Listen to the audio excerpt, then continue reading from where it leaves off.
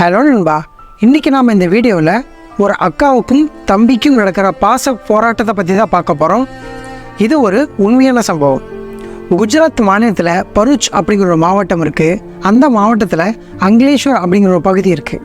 அந்த பகுதியில் ஷீத்தல் மோதி அப்படிங்கிற ஒரு பெண் இருக்கா. அந்த பெண்ணுக்கு 51 வயது. அந்த பெண்ணுக்கு ஒரு தம்பியும் இருக்கான். அந்த தம்பியோட பேர் அஸ்வின் மோதி. அவனுக்கு 48 வயது ஆகுது. ஆனால் அவனுடைய தம்பி நம்மளை போல சாதாரண ஒரு ஆள் கிடையாது. கொஞ்சம் மன வளர்ச்சி குன்றிய பையன். அவனுக்கு அந்த மாதிரியான ஒரு ப்ராப்ளம் இருக்குது. அவனுடைய வயது 48. ஆனால் அவன் நடந்துக்கிற விதம் எல்லாம் 6 வயது குழந்தைய போல இருக்கும்.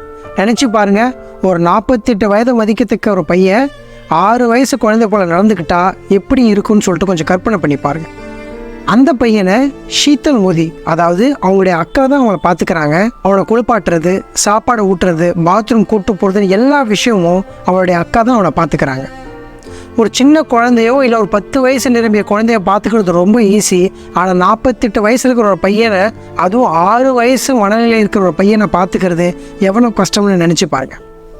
அவங்களுடைய அம்மா அப்பா இறந்துடுறாங்க. இறந்ததுக்கப்புறம் அவங்க தம்பியை முழுக்க அவங்க அக்காவே பார்த்துக்கிறாங்க. இவங்க அக்கா ஒரு பேங்க்கில் கிளர்க்காக வேலை செஞ்சுக்கிட்டு இருந்தாங்க. ஆனால் தன்னுடைய தம்பியை பார்த்துக்கணும் அப்படிங்கிற ஒரே காரணத்துக்காக அந்த வேலை வேண்டான்னு சொல்லிட்டு தன் தம்பியை கூடவே இருக்காங்க. வேலையை விட்டு வந்தாலுமே தன்னோட தம்பியையும் குடும்ப செலவையும் பார்க்குறதுக்காக காசு தேவைப்படும் இல்லையா? அதனால் இவங்க என்ன பண்ணுறாங்கன்னா, பியூட்டிஷியன் கற்றுக்கிட்டு தன்னுடைய வீட்டிலே ஒரு சின்ன பியூட்டி பார்லர் ஓப்பன் பண்ணுறாங்க. இந்த பியூட்டி பார்லர் வேலையை அவ்வளோ ஈஸியாக அப்படின்னு பார்த்தோம்னா கிடையவே கிடையாது.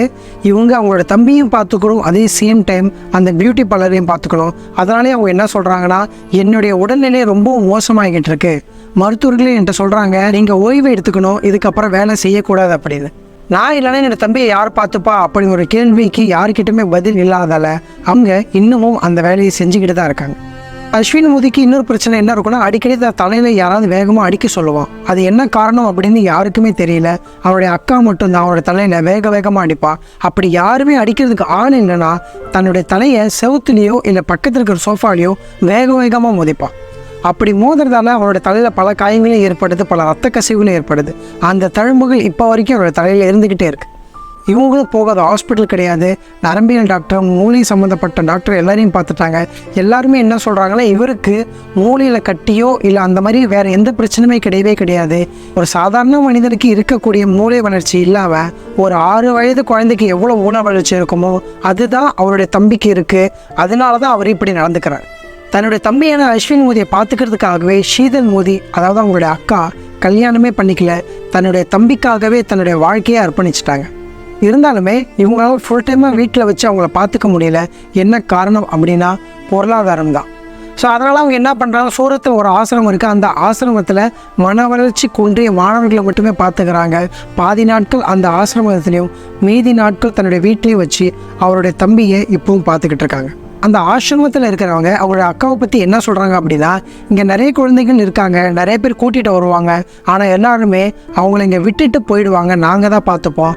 ஆனால் ஷீத்தல் மோதி மட்டும் அவளோட தம்பியை பக்கத்துலேயே உட்காந்து தினம் அவளுடைய எல்லா செயல்களையும் இவ தான் பார்த்துக்கிறான் அப்படின்னு சொல்கிறாங்க. ஸோ ரெஸ்ட் ரூம் போகிறதா இருந்தாலும் சரி, குளிக்கிறதா இருந்தாலும் சரி, சாப்பிட்றதா இருந்தாலும் சரி, எல்லாமே ஷீத்தல் மோதி தான் அவளுடைய தம்பிக்கு பார்த்து பண்ணுறான். அந்த பாச போராட்டம் இந்நாள் வரைக்கும் தொடர்ந்துக்கிட்டே இருக்குது. ஷீத்தல் மோதி தன்னுடைய தம்பி மேலே எவ்வளோ பாசமாக இருக்கிறான் அப்படிங்கிறது நமக்கு நல்லாவே புரியுது. இப்போ இருக்கிற காலகட்டத்தில் நிறைய பிள்ளைகள் தன்னுடைய பெற்றோரையை சாலை ஓரமாக இறக்கி விட்டுட்டு போகிறத பல வீடியோக்கள் நம்ம நியூஸில் பார்த்துருப்போம். ஆனால் ஷீத்தல் மோதி தன்னுடைய தம்பிக்காக தன்னுடைய வாழ்க்கையை அர்ப்பணித்து தன் தம்பிக்காக இந்நாள் வரைக்கும் அவன் வாழ்ந்துக்கிட்டு இருக்கான். இந்த மாதிரியான பல பாச போராட்டங்கள் இந்நாள் வரைக்குமே நடந்துக்கிட்டு தான் இருக்குது. லைஃப்லேயும் இதை போல ஒரு சம்பவம் இருக்குது. எனக்குமே ஒரு அக்கா இருக்காங்க. எங்கள் அண்ணாவையும் என்னையும் பார்த்துக்கிறதுல எங்கள் அக்கா மிகவும் முக்கிய பங்காற்றுறாங்க. எங்களுக்குமே எந்த ஒரு அவசர நிலை வந்தாலுமே எங்கள் அக்கா முதலாளாக வந்து நிற்பாங்க. இந்நாள் வரைக்குமே என்னையும் என்னுடைய அண்ணாவையும் இணைக்கிற ஒரு பாலமாக எங்கள் அக்கா இருந்துக்கிட்டு வராங்க. ஒரு காலகட்டத்தில் பெண் பிள்ளைகளே வேண்டாம் அப்படிங்கிற ஒரு நிலை இருந்தது. பெண் பிள்ளைகள் இப்போ இருந்தால் எருக்கம்பாலை கொடுத்து கொண்டுடுவாங்க அப்படிங்கிற பல விஷயங்களை நம்ம படிச்சிருக்கோம். ஆனால் இன்றைய காலகட்டத்தில் பெண் பிள்ளைகள் தான் வேண்டும் அப்படின்னு எல்லோரும் வரமாக இருக்காங்க. என்ன காரணம் அப்படின்னா, அவங்களுடைய பாசம் மட்டும்தான் ரொம்பவும் பியூராக இருக்கும். எந்த காலகட்டத்தில் நம்ம விட்டு தரவும் மாட்டாங்க, எதுக்காகவும் நம்மளை விட்டு விலகவும் மாட்டாங்க. இந்த சமூகத்தோட வளர்ச்சியில் பெண்களுடைய பங்கு மிக முக்கியமாக இருக்குது. அவங்க இல்லாமல் நம்மளுடைய லைஃப் ரன் ஆகிறது ரொம்பவும் கஷ்டம். எல்லாருமே அவங்களுக்கு தேவையான மரியாதையை நாம் கண்டிப்பாக இந்த சமூகத்தில் கொடுக்கணும். ரீசெண்டாக நம்ம பல விஷயங்களை நியூஸில் பார்த்துருப்போம். நம்ம மனசை உழுக்கக்கூடிய பல பாலியல் சம்பவங்கள் இந்த நாட்டில் இப்போ வரைக்கும் நடந்துக்கிட்டு தான் இருக்குது. இதுக்கெல்லாம் எப்போ ஒரு முடிவு வரும் அப்படின்னு பார்த்தோம்னா, மனதளவில் நாம், அதாவது ஆண்கள் சரியானால் மட்டும்தான் இந்த குற்ற சம்பவங்கள் குறையும். இன்றைக்கி இந்த வீடியோ மூலமா இந்த ஒரு அக்கா தம்பி பாசத்தை உங்ககிட்ட சொன்னதில் எனக்கு ரொம்ப மனநிறைவாக இருக்குது. இதே போல் நெக்ஸ்ட் வீடியோவில் மீட் பண்ணலாம். நம்ம சேனலை சப்ஸ்கிரைப் பண்ணிவிடுங்க. நெக்ஸ்ட் வீடியோவில் மீட் பண்ணுவோம். நன்றி.